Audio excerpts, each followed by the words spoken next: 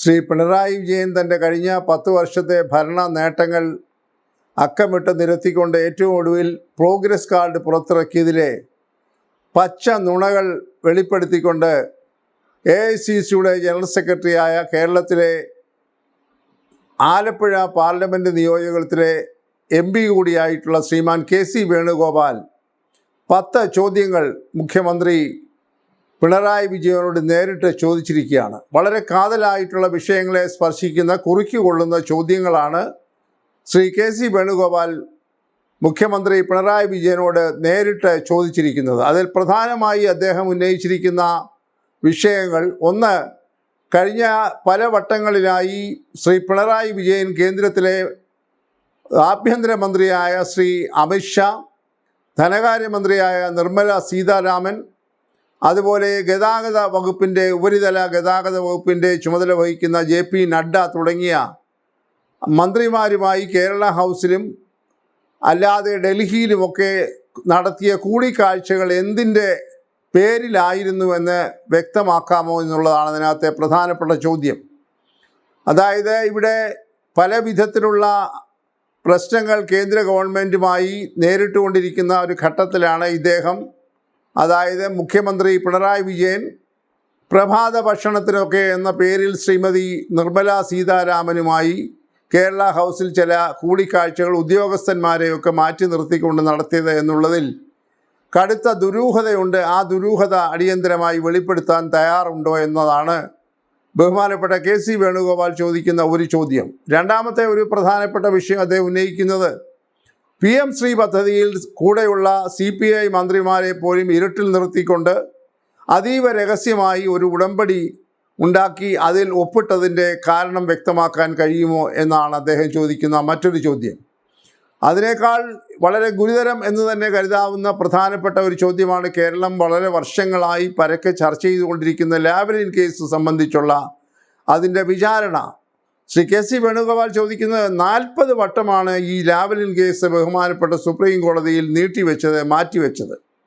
അതിനകത്തുള്ള ദുരൂഹത എന്താണ്? അത് കേന്ദ്ര ഗവൺമെൻറ്റുമായി ഉണ്ടാക്കിയ ഏതെങ്കിലും ഡീലിൻ്റെ അടിസ്ഥാനത്തിലാണോ എന്ന് ജനങ്ങൾ സംശയിക്കുന്നു. അത് വ്യക്തമാക്കണം എന്ന് അദ്ദേഹം വളരെ കൃത്യമായ ഭാഷയിൽ നേരിട്ട് പിണറായി വിജയനോട് ചോദിച്ചിരിക്കുന്നു. മറ്റൊരു ചോദ്യം, ഒരു ആത്മീയ ഗുരു എന്ന് സ്വയം അല്ലെങ്കിൽ മറ്റുള്ള ആളുകൾ കുറേ പേരെങ്കിലും പറയുന്ന ശ്രീ M-മായി തിരുവനന്തപുരത്തെ ഒരു പഞ്ചനക്ഷത്ര ഹോട്ടലിൽ നടത്തിയ കൂടിക്കാഴ്ചയുടെ ഫലമായി ഉണ്ടാക്കിയ ധാരണ, BJPയുമായി പരോക്ഷമായി ഉണ്ടാക്കിയ ഉടമ്പടി എന്താണ്? അതിൻ്റെ പേരിൽ അദ്ദേഹത്തിന് കുറേ സ്ഥലമൊക്കെ അദ്ദേഹത്തിൻ്റെ പ്രസ്ഥാനത്തിന് വിട്ടുകൊടുക്കാനൊക്കെ തീരുമാനിച്ചതിൻ്റെ പിന്നിലുള്ള രഹസ്യം എന്താണ് എന്ന് അദ്ദേഹം വളരെ ഖണ്ഡിതമായി ചോദിച്ചിരിക്കുന്നു. മറ്റൊരു ചോദ്യം, ശ്രീ പിണറായി വിജയൻ്റെ മകൾ നടത്തി എന്ന് പറയുന്നതായ, പണ്ട് ഇപ്പോൾ അത് പ്രവർത്തിക്കുന്നില്ല, എക്സാലോജിക് സൊല്യൂഷൻസിൽ നടന്നതായ ഈ ആദായ നികുതി സീരിയസ് ഇൻവെസ്റ്റിഗേഷൻ ഫോണ്ടിൻ്റെ ചോദ്യങ്ങൾക്കൊക്കെ നൽകിയ ഉത്തരങ്ങളെ സംബന്ധിച്ച് എന്ത് നടപടികളാണ് സ്വീകരിച്ചത്, എങ്ങനെയാണ് അത് ഇപ്പോൾ ഒതുക്കി തീർത്തിരിക്കുന്നത് എന്ന ചോദ്യം അദ്ദേഹം ശ്രീ KC വേണുഗോപാൽ പിണറായി വിജയനോട് ചോദിക്കുകയാണ്.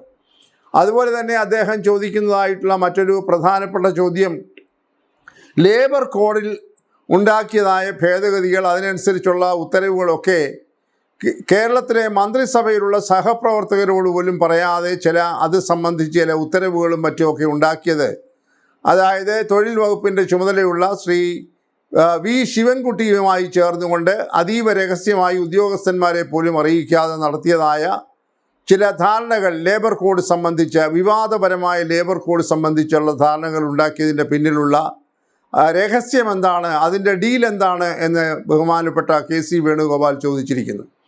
അതുപോലെ തന്നെ വളരെ വിവാദമായിട്ടുള്ള സ്വർണ്ണക്കള്ളക്കടത്തിലെ, അതായത് സ്വപ്ന സുരേഷും മറ്റും ഉൾപ്പെട്ടിരുന്ന ശിവരാമകൃഷ്ണൻ, പിന്നെ അദ്ദേഹത്തിൻ്റെ പ്രിൻസിപ്പൽ സെക്രട്ടറി ആയിരുന്ന കാലത്ത് ഉണ്ടാക്കിയതായ ഉടമ്പടികൾ സംബന്ധിച്ച് അല്ലെങ്കിൽ ധാരണകൾ സംബന്ധിച്ച്, അതിൻ്റെ കേസിൻ്റെ അവസ്ഥയെ സംബന്ധിച്ച്, അതിൻ്റെ അന്വേഷണത്തെ സംബന്ധിച്ച് എന്ത് നടപടികളാണ് ഇപ്പോൾ സ്വീകരിച്ചിരിക്കുന്നത്, അല്ലെങ്കിൽ അതിൻ്റെ തുടർ നടപടികൾ ഇപ്പോൾ മന്ദീഭവിച്ചതിൻ്റെ കാരണം എന്താണ് എന്നത് വ്യക്തമാക്കണമെന്ന് അദ്ദേഹം അസന്നിഗ്ധമായി ചോദിച്ചിരിക്കുന്നു. മറ്റൊരു ചോദ്യം, ശബരിമലയിൽ നടന്നതായിട്ടുള്ള തീവെട്ടി കൊള്ളയെ സംബന്ധിച്ച് ഇപ്പോൾ നടക്കുന്നു എന്ന് പറയുന്ന സ്പെഷ്യൽ ഇൻവെസ്റ്റിഗേഷൻ ടീമിൻ്റെ അന്വേഷണം എന്തുകൊണ്ട് മന്ദീഭവിച്ചു പോകുന്നു? അതിൽ സർക്കാർ ഇടപെടുന്നത് മാർക്സിസ്റ്റ് കമ്മ്യൂണിസ്റ്റ് പാർട്ടിയിലെ പല നേതാക്കന്മാരും അതിൽ ഉൾപ്പെട്ടു പോയതുകൊണ്ടല്ലേ ഈ തരത്തിൽ അത് വളരെയേറെ സ്വാധീനം ചെലുത്തി ഈ തെരഞ്ഞെടുപ്പിനെ ഈ അന്വേഷണത്തെ മന്ദീഭവിച്ചിരിക്കുന്നത് എന്ന കാതലായ മറ്റൊരു ചോദ്യവും ചോദിക്കുകയാണ്. അങ്ങനെ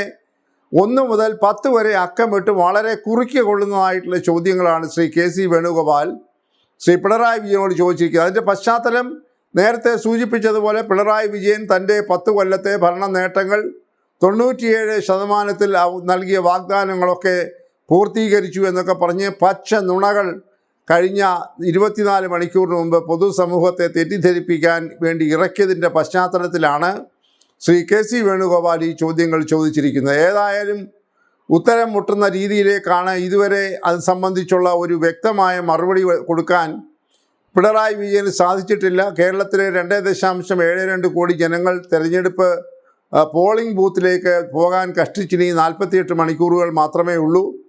അപ്പോൾ ഈ ചോദ്യങ്ങൾക്കൊക്കെ തക്കതായ അല്ലെങ്കിൽ യുക്തിസഹജമായ മറുപടി പറയാൻ ശ്രീ പിണറായി വിജയനോ മാർക്സിസ്റ്റ് പാർട്ടിക്കോ CPM നേതാക്കന്മാർക്കോ കഴിയുമെന്ന് തോന്നുന്നില്ല. അതുകൊണ്ട് ആകെ കൂടെ ശ്രീ പിണറായി വിജയനെ ഒരു വല്ലാത്ത ചക്രവ്യൂഹത്തിൽ അകപ്പെടുത്തിയ രീതിയിലാണ് ശ്രീമാൻ കെ സി വേണുഗോപാൽ ഈ വൈകിയ വേളയിൽ വളരെ സംഗതമായിട്ടുള്ള ചോദ്യങ്ങൾ ചോദിച്ചിരിക്കുന്നത്. അതിന് മുൻപിൽ ആക്ഷരികമായി വിയർക്കുന്നതായിട്ടുള്ള ഒരു മുഖ്യമന്ത്രിയെയും CPM നേതാക്കളെയാണ് കേരളത്തിലെ പൊതുസമൂഹം കണ്ടുകൊണ്ടിരിക്കുന്നത്.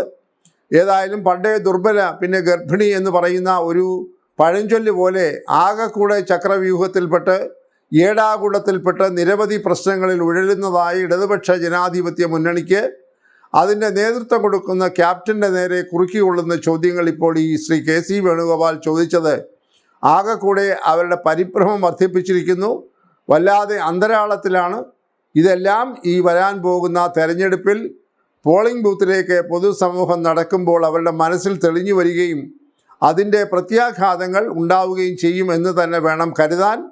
എന്തായാലും LDFന് ആകെ കൂടെ ഒരു കഷ്ടകാലമാണ് എന്ന് പറയേണ്ടിയിരിക്കുന്നു.